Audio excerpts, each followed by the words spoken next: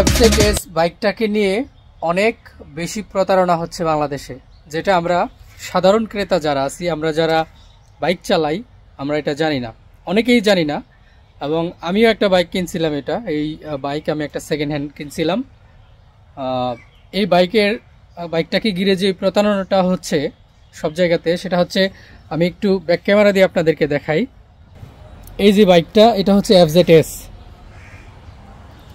এই এফজেডএস বাইকটা আপনি কোথাও লেখা দেখবেন না যে 150 সিসি বা 150 সিসি, অথচ আপনি যখন এটা কিনতে যাবেন শোরুম থেকে, আপনাকে বলবে এটা 160 সিসি বা 150 সিসি, অথচ এই বাইকটার কোথাও লেখা নাই যে এই বাইকটা 150 সিসি। বুঝছেন? কোথাও লেখা নাই 150 সিসির বাইক এটা, অথবা 160 সিসির বাইক। এটা মূলত হচ্ছে 125 সিসির একটা বাইক, যেটাকে 150 সিসি বলে চালায় দেওয়া হচ্ছে।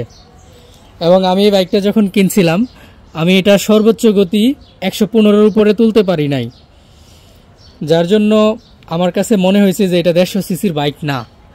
এবং আমি এই বাইকের যে বইটা, যে আপনারা জানেন প্রত্যেকটা বাইকের একটা বই থাকে, যেটা মানে বাইকটা কবে কিনা হয়েছে বা কতদিন পর্যন্ত ফ্রি সার্ভিসিং করা যায়, ইত্যাদি ইত্যাদি একটা ডকুমেন্টস থাকে।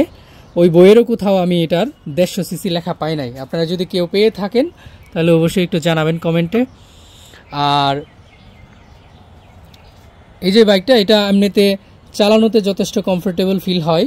এটার ওয়েট হচ্ছে 135 কেজি বা 36 কেজি এরকম কাছাকাছি। খুবই হালকা একটা বাইক এবং কমফোর্টেবল ফিল হয় এটা চালানোতে।